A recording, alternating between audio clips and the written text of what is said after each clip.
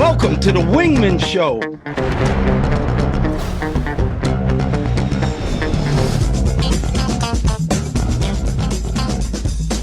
We are floating like butterflies and stinging like bees. Rumble, you two badass jet pilots, rumble.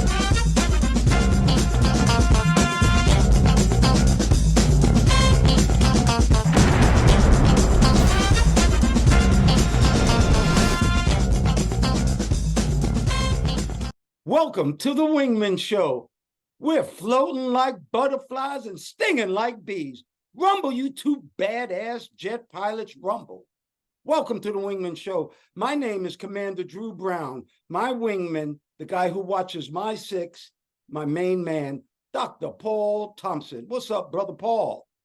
Hello, Mr. Drew. Good to see you again. It's been a little bit of a break, but it's good to see you. We're gonna have a good show today. Great show today. It's going to start off. I'm feeling great right here. And so, we start off with a little quote. How about this one? Don't let what you cannot do interfere with what you can. Once again, don't let what you cannot do interfere with what you can do. And you know who said that, Dr. P? Who? John Wooden, the famous UCLA basketball coach. He was a legend, actually. But I love that. All of us can do something, and we're sitting around thinking about what we can't do. Well, let's work on what we can do. That's true. All right, Dr. Paul, how about this? I want to start off with just giving you a little background on me. At 14 years old, I was actually the first exchange student class to Israel.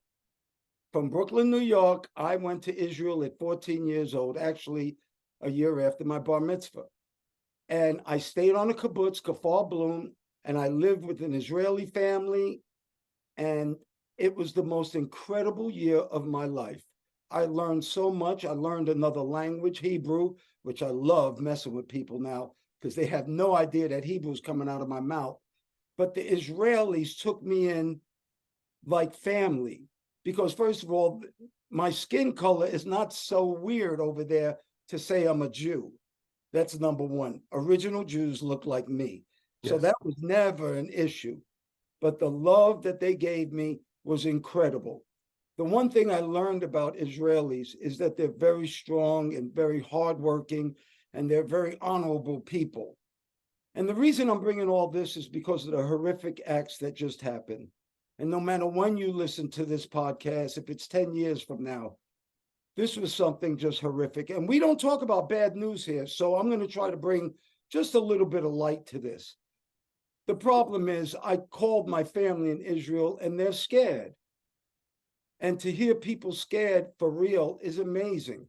They don't know now if somebody will come into their kibbutz and cut their throat, and they're going to sleep in fear. Here's the other problem. There are Palestinians in Gaza who are wonderful people, go to work every day, have nothing to do with the terrorists, the Hamas, none of that. They just work and live and trying to make it like most of us are. And they're being killed also. And so what I wanted to say is that we as Americans, sometimes we need to look at how lucky we truly are that we don't have terror at our back door. And I just want to say a prayer to all the people in that region. And, every time we stop this broadcast, we always say we pray for peace. Well, right now, I pray for peace. Dr. Paul.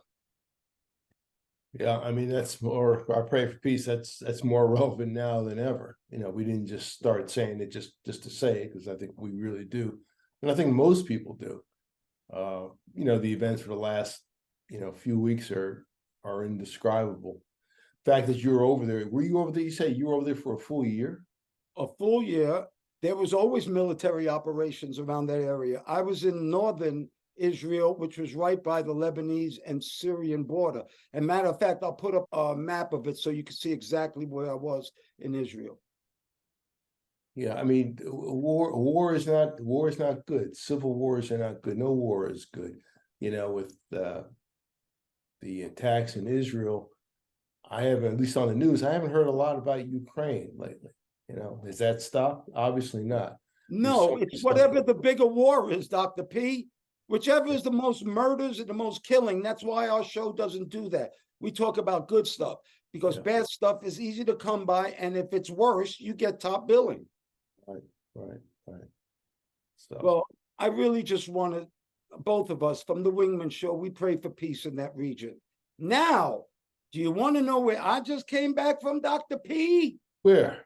I came back from the St. Regis Hotel in Puerto Rico, which was $1,000 a night hotel. The reason that I went there, well, let me just first say that the reason that I had to pay, I paid $500 a night because I was in a wedding package. My niece, Kristen, married a wonderful, wonderful young man, Ola, and they got married in this fancy schmancy place. I know that I stayed at this hotel because I used the N-word. My N-word is never. And I know I said, I'll never pay $500 a night for a hotel. Well, once again, every time I say the N-word, I wind up doing it. So, but on the other hand, you pay for what you get. This was one of the most magnificent hotels I've ever been in. And I've been all over the world and I've stayed in a lot of luxury hotels. This one was just gorgeous. And the cool thing, Dr. Paul, is Ola is Nigerian, comes from Nigerian parents from Nigeria. Ola was born here. Oh, what wonderful people. But my niece, Kristen, and Ola actually had a Nigerian wedding party the day before their marriage. So we all sent away for Nigerian beautiful outfits. We actually sent away to Nigeria to have them made. It was just wonderful. And, you know, the name of our the show, this one, is How to Make It Rain Even in a Wedding Dress. Well, Nigerians, one of the things that they do during a wedding is they throw money at the bride and the groom. And maybe we'll have a little clip of showing that, but that's to give them blessings and, you know, making it rain. And they made it rain.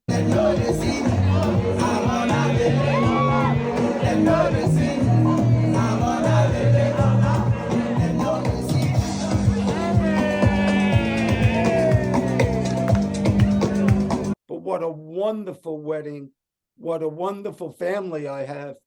But woo, that hotel was popping, Dr. P. Wow. $1,000 a night. I'm thinking $1,000 a stay would be a lot. Wow, that's impressive. But you hang around with some rich company. It's funny. It's funny how the mind is programmed, because as you're describing this, you know the picture I have in my mind? Huh. I've got Eddie Murphy as the Prince of Zamunda, and I see him dancing on the floor there. That's in my. It's not stereotype. It's just there in my head right now. That's amazing. Yes, I could see that. And you know what I love? We're of the mindset. There's no black and white. There's ignorance and intelligence. What we are all Homo sapiens who have different cultures. And the more cultures you have within you, the more cultures you learn, the better off you are. And this was a culture that was introduced to us that I am so happy that it's part of my family. And I actually told my nephew now, Ola, I said, thank you for making us part of your family tree. That's good. That's good. That's good. Anyway, check out them badass jets we got. You got some Blue Angels. You want to talk about them? Because they are looking nice. Yeah, that's I guess you can see they've got they're in a dirty configuration with the gear down. I guess the flaps are down to some degree. I can't really see from my picture. And the hook is down in the landing configuration. And the Blues, sometimes they'll do maneuver where they'll actually stay in that diamond, kind of a loose diamond formation, and do a loop. I do a full loop, the gear, and if everything hanging out, which is pretty impressive. Yes, it is. And for people who don't know a lot about flying, when Dr. Paul said that they are dirty, it means they have their flaps out, their gear out, their hook out, all the things that make an airplane not want to fly. So when you're clean, you're clean as can be. You have nothing sticking out of the airplane, so you don't have drag, meaning it's not slowing you down. So to do a loop when you're dirty means you have to have a super powerful ass jet behind you, a jet engine that will allow you to do that. Don't you think, Paul? Yeah. They call it the diamond dirty loop, I believe. Yeah, that's a lot of power because if you got everything hanging out, those are not aerodynamic structures hanging below the airplane. It's for landing. And our wingmen, woo, we got a good wingmen. Actually, it's wingmen, just like our show's name. We have more than one wingman today. And just remember the name Pocahontas. Just remember that.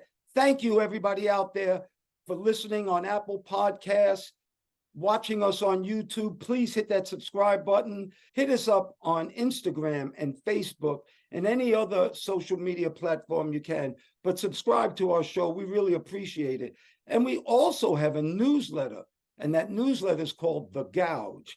And The Gouge, Dr. Paul and I are Navy guys, and the gouge in the Navy is like insider information. Dr. P always wants to say legal, but it's insider information, information that you might not get other places. So our newsletter is The Gouge. Last week, the newsletter actually talked about how to be your authentic self and stop being different people for different people. Actually start learning how to love yourself and be your own authentic self and not be a people pleaser. So that newsletter is popping. All right, Dr. Paul, this is a good one. You sent me this article. Military drones have been around for a while, but they are doing something new. They're now doing AI, artificial intelligence, military jets. You know, these military jets can cost 70, 80, 90, 100 million dollars. Well, they're making these AI drones so much cheaper, 3 million, 5 million, maybe 10 million, a lot cheaper than those military airplanes. And the idea, which kind of scared me, is, you know, China and all our adversaries, Russia, they have anti-aircraft missiles. In other words, when you see airplanes go up, the radar catches them and they start shooting missiles to kill the planes, knock them out of the sky. What happens when you have 1,000 of them? What happens when you have 1,000 drones coming in? No matter how good your air defense is, it won't be able to get all of them. Kind of like that Iron Dome in Israel. Whenever people shoot rockets into Israel, they have a system where they blow the rockets up in midair. Some of them get through when they fire too many of them. But this AI drone, I'm going to ask you this question, Dr. Paul. What we did, our career being Navy jet pilots, which is the top of the heap, but are pilots going to become extinct? Because if AI can fly better than a human, why wouldn't you want an AI pilot? And God forbid, during times of conflict, why would you put a life out there if you didn't need to? Dr. Paul, I can't wait to hear what you got to say about this. Yeah, well, that's believe it or not, drones have been around for a long time. Right now, they've got something called the XQ-58 Valkyrie. That's I guess we can show a picture of that. That's been around since about 2019, and it's basically a pilotless airplane that's designed to carry a payload along with other aircraft. And I think the way the system's supposed to work is these drones will fly. They may fly by themselves or fly in a formation with a human operator in another airplane, and to the point where, you know, the pilot will be able to deploy multiple drones. And I guess you can control it from your F-22 or your F-35, but they'll have robots, silent partners. And I think what they're kind of wrestling with is, when does the drone get the order to strike, to kill? And right now, it's supposed to come from a human operator. And we're actually worried about the drones getting too smart and deciding to take over things on their own. Yeah, it's called the XQ-58 Valkyrie. Now, that's not to be confused with something we talked about a long time ago. There was an XB-70 Valkyrie. That's the one that crashed. They made two of them. And that was going to be like, it was like a huge bomber that never came to fruition. But they called this the Valkyrie. It's kind of unusual for them to use the same name twice. What's the Valkyrie? Valkyrie is, I think those are like handmaidens that take care of slain warriors. It's out of Norse mythology or whatever, but that's not relevant. But did you know that there were drones used around World War II? No. Actually, before. Actually, the first kind of drone airplane was actually radio controlled by the British around 1917. I think it was like a monoplane or something like that. Yeah. And even after the atomic tests in Bikini Atoll in the Pacific, when they, were testing nuclear weapons, they actually had some B-17s fly through to measure the radiation of the ash cloud. And they were pilotless too. I just found this out recently. That's I had amazing. no idea. This is 1945. I will show a picture of when the B-17 just measuring stuff. So wow. But anyway, yeah, I mean the drones are coming and they're cheap. Some can be as inexpensive as $1 million. One time, a long time ago, I was flying A7 and it was experimental. But I became a drone one time, and the E2 took control of my airplane and took me like to a target area. Got me within a couple hundred yards. He was 400 miles away. This is more than 4 decades ago, and we were just kind of playing with this thing. It's like, wow. I remember that. I remember that very well. Yeah. And do you remember, we were the first ones to really start approaching the aircraft carrier with automatic landing. One of them almost killed me, like when I tested it out, because it was a perfect landing all the way until almost touchdown. But I was very left of course, and I would have killed all the LSOs on the platform if they didn't wave me off. But it was such a smooth approach that you almost didn't even see it. So it was scary. Another thing, though, you said was really interesting. They usually don't use names again of something that failed, which is really interesting, really interesting. But this AI thing, we're going to have artificial intelligence possibly carrying nuclear weapons. And then what happens with all these crazy hackers if they could ever, God forbid, hack into a system like that? So it's getting a little crazy. How about this? How about, Dr. Paul, we talk about peace? How about nobody kill anybody anymore? Which I have to say, I can't believe that we're still going through this. It's almost like biblical times. How about people just chill out and use what the Wingmen Show says? The answer to world peace is just be nice. You don't have to agree. You don't have to think that they're right or wrong. Just be nice and respectful to each other. Right. Most people are peaceful, actually. It seems like there's not crazies around. Otherwise, you'd never make it to and from the store ever, in and out of your car ever. But it just takes, one or more knuckleheads to make things miserable for everyone. Yeah, well, once again, technology can either help us or hurt us.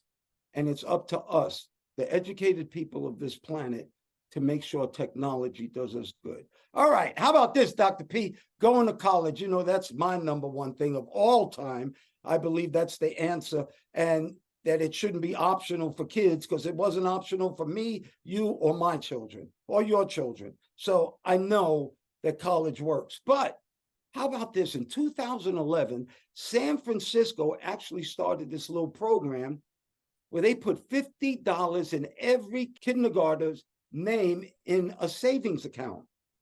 So every kid in the kindergarten had, in 2011, got a $50 start off. And then the families were able to add to that, add to that, add to that. And this year, they're going to start going to college. Here's the thing. College is now, the state ones are around 11 grand a year. The private ones are around 40 grand. If you put in books and room and board, it's like 70,000 a year. So it costs a lot of money to go to college. If you don't have a lot of money and you have good grades, you're very well to get some money to go to college. But what I like is that you're starting a savings plan early in life. And I remember when my grandmother, Bubba, gave me, even though we were Jewish, we opened up a Christmas account, Dr. Paul, at Lincoln Savings Bank. And I'll never forget my little booklet with $5. And we used to go once a month and put in $5. And it actually changed the way I thought about money. This was something that we were saving. And even when we got like 10 cents interest or $1 interest on our savings, it was amazing. They were giving us money for keeping money there. But they said children who save for colleges, they are 3 times more likely to go and 4 times more likely to graduate. Last thing about this before I hear you, Dr. P, is that now California is going to try to do the same thing, but put 500 in every kid, every low income kid in the state, give them $500 to start off with in first grade. So that can grow into whatever. But what a great program. I like that it is self-sufficient. In other words, kids now are taking hold of their own financial responsibility, and it gives them something to work for, Dr. P. Yeah, I can see where it helps them. It sets a goal, even though they're young. They see a goal has been set for them, and they kind of work towards the goal because it's there and it's not something they have to imagine. You know, if you saved, you know, if you got a young person, you talk about how much things cost. They cost a tremendous amount, and $500 is really good. But if they were to take if you're able to take $500 a month, invest it at 6%, they're about 5 or 6% over about 18 years. You know, you'd have like about 175 grand. If you could only do 250 a month, OET, it'd be almost 100 grand thereabouts. You can play with the numbers here and there. It's quite a bit. And the big thing is the time value of money. It's that time element. It's that 18 years as opposed to 18 months. It makes a big difference. That's one thing we can't get back. We can't get our time back. You know, I wish I could get some days, months, and years back. Yeah, you can't. I don't know how to do that yet, except in the science fiction movie. I don't know. Technology might come up with something, Paul. It could be, you know, something from Star Trek. That's but right. It's great they're able to save all that. Well, everybody's looking for the fountain of youth. And, you know, just a little side note, my son, Dr. Drew, who you know very well, he's starting to do cold dip. And he's saying that it is changing his life. In other words, he bought this big tub and it's filled with water, but he has a very big motor on it. So it makes the water like 37, 38, 39 degrees. And he gets in it for 5 minutes a day, and he says it's changed his life. Okay. Does he put ice in it? Well, actually, he does put ice in it, my son, because he's a Drew. He's trying to make it even colder. Okay. He's trying to make it even colder. But that brings us to this very important point. This is a Wingmen PSA from the 11 facts in life, from fact number 3. Make a negative a positive and learn from the past. Make a negative a positive and learn from the past. I'll give you a quick example. When I got in the Navy, everybody has a call sign, as everybody knows from Top Gun. Anyway, the guys in my class, obviously I was the only black one, so they said, hey, you think you're tall, dark, and handsome? Well, you're not Clark Gable, which was a famous movie star. You're not Clark Gable, you're Dark Gable. When I heard that, I said, that is the coolest damn name I've ever heard in my life. I took a negative and I made it a positive. It was so cool that they didn't want to actually start calling me that, trying to say it was too many syllables. But I took a negative and I made it a positive. Dr. Paul, tell me something about that. Yeah, well, that when you made it a positive, that screwed it up. That defeated the purpose. The purpose is to dog you out. You made it something cool, something good. I saw you, you know, do it on TV a number of times years ago. So you made it you know, something you're famous for. Well, that's good. That's good for you. And those guys who said they're probably laughing now. Yes, they probably they're watching him now. So, oh my God, he's still talking about it. They know you know who you are. That they do. Believe me, they do. Well, you know, our website, wingmenshow.com. Wingmenshow.com. We have that newsletter that you can get, but we also have something called the frequent flow line. And it's amazing the letter I got this week. But the frequent flow line, just write us at wingmenshow.com. You can actually send us a question and we'll answer it. How about this? There's a deep question here, Dr. Paul. Matter of fact, it's from Memphis, Tennessee, a 49-year-old man. He wants us to give him some advice on what to do about worrying about his family in Israel. He has family in Israel. He's not able to get in contact with them much, and he's worrying himself sick. My advice to you is, first of all, worrying doesn't ever do anything. You can physically do something by praying, I know that, but worrying doesn't do anything but hurt yourself. What you can do is that praying, but try to get in communication with them and keep yourself abreast of all the news and keep a positive attitude about it. Don't be negative because that brings bad stuff. Be positive. And I pray, and I'm sure everything will be okay for your family. Dr. Paul, you have some advice. Yeah, I thought, when you say how to stop worrying about your family in Israel, I'm thinking, I don't know how you can stop worrying about it. Maybe a way to rephrase the question is how to stop worrying excessively. How to know when you're doing it a little too much. Of course, you're thinking about them. You can't stop thinking about them, but how to know when you're just going a little bit too overboard to the point where you may be making yourself sick.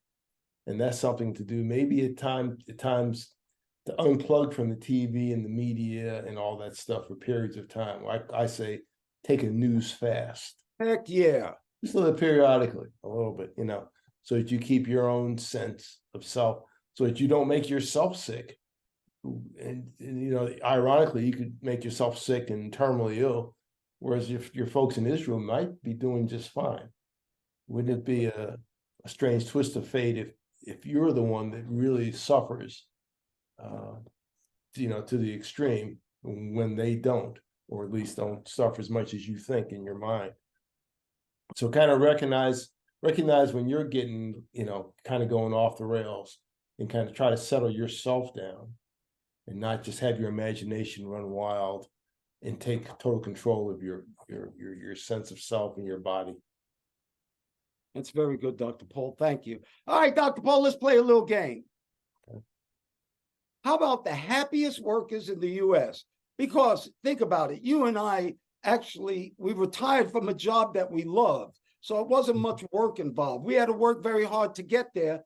But afterwards, our day-to-day working was fun. We flew all over the world in the highest tech airplanes you can. But what are the happiest jobs in America? I'm going to name some, and you try to see if you can get me the top ones. Here are the categories: construction, technology, finance, nonprofit, restaurants, food and beverage, travel and hospitality, education, and healthcare. So out of all of those, which would you think the happiest workers are in which field? From what I've heard in the news, I'm going to guess technology. Dr. Paul, you're so smart. That was number 2. Very Okay. good. Surprisingly, construction is the number 1 happiest career in America. Construction. And one of the reasons is, first of all, there's a lot of money in construction because of the infrastructure that's going on now and the building and what we just went with COVID. So people have jobs. But the other thing that makes a lot of sense is that they get to see their work. And that's very prideful. When you have pride in things that you do, and you can actually look at the work that you completed, that makes it good. And then you always work with a team. That means it's teamwork. But the happiest job in America is construction, then technology, then finance, nonprofit, then restaurants, food and beverage.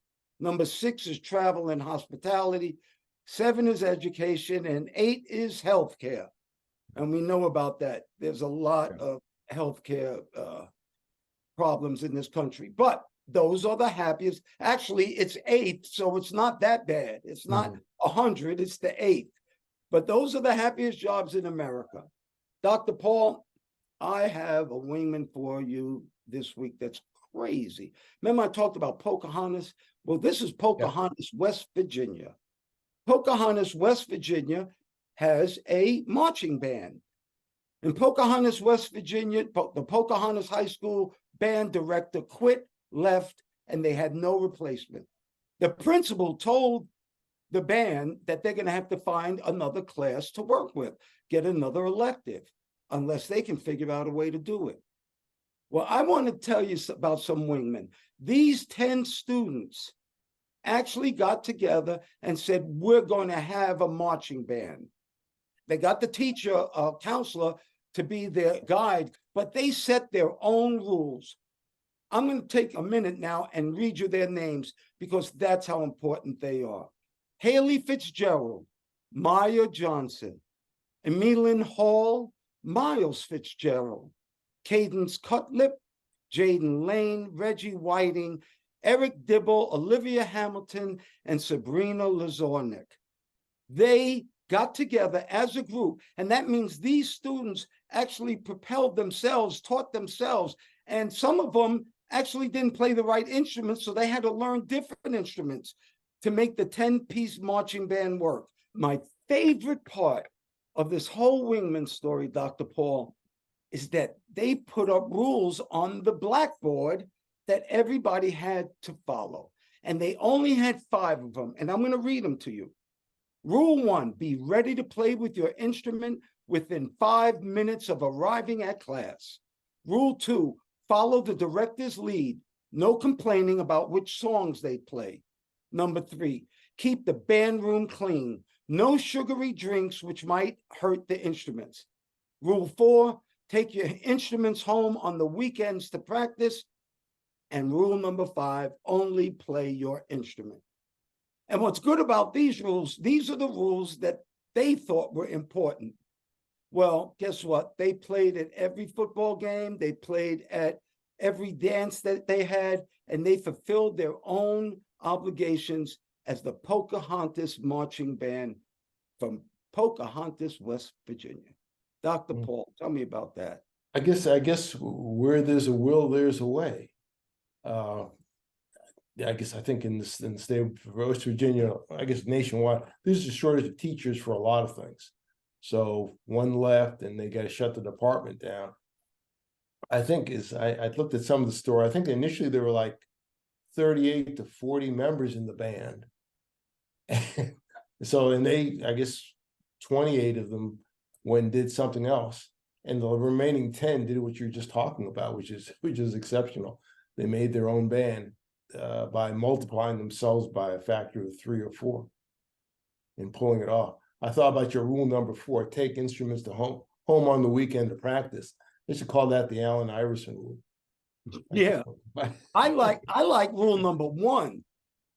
Be ready to work 5 minutes before getting to class, or 5 minutes after arriving at class, be ready to work. And that's important. Don't waste time. One other thing, Dr. Paul, West Virginia, they have an opening for 1,500 teachers. 1,500 teachers. That means 1,500 classes a day are being led by substitute teachers who don't know the subject. Anyway, Dr. Paul, great show. You're the man. Whatever you and our listeners think is meaningful, whatever you and our listeners think is beautiful, and whatever you and all our listeners, whatever makes you happy, may you have that today and forever. And I pray for peace, Dr. Paul. I pray for peace too. And we appreciate all those for listening, liking, and sharing our message. Please give us a like on YouTube. It helps the algorithm. And click that bell notification so you'll get an alert every time we put out a new episode. And even in spite of what's going on in the world, when you can, think of something pleasant in your mind. Give yourself a break. Be happy. Have fun. Thank you once again, Dr. Paul Thompson, my friend. Thank you for your love, your time, and that's something that we won't ever get back. I want to thank all the listeners, too. Thank you so much for doing the show, Dr. Paul. We're jamming. Well, thank you, Mr. Drew, for inviting me on. Always good to talk to you. And ladies and gentlemen, please remember to like, share, and subscribe to this podcast or any of the podcasts. If you're looking at YouTube, they say smash the like button. Don't smash it. Just press it gently and use as a link to all your friends. You can also look at us on our website, wingmenshow.com, WINGMEN show, SHOW.com, altogether, wingmenshow.com. And we hope to see you in the future. Thanks again, Mr. Drew. Oh, you're welcome. And we're still floating like butterflies and stinging like bees. Rumble, you badass jet pilots, rumble. May there be peace on earth, and goodwill towards all men and women.